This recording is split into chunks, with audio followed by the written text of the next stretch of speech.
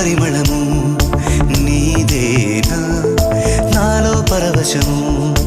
నిజమేనా బొండు మల్లి పువ్వు కన్నా తేలికగు నీ సోకు రెండు కళ్ళు మూసుకున్నా లాగు మరి నీ వైపు సొగసును చూసి పాడగాయలా కనులకు మాట రాదుగా వింతల్లోనూ కొత్త వింత నువ్వేనా ఆ అందం అంటే అచ్చంగాను నువ్వే ఏ చిలిపి కళ్ళ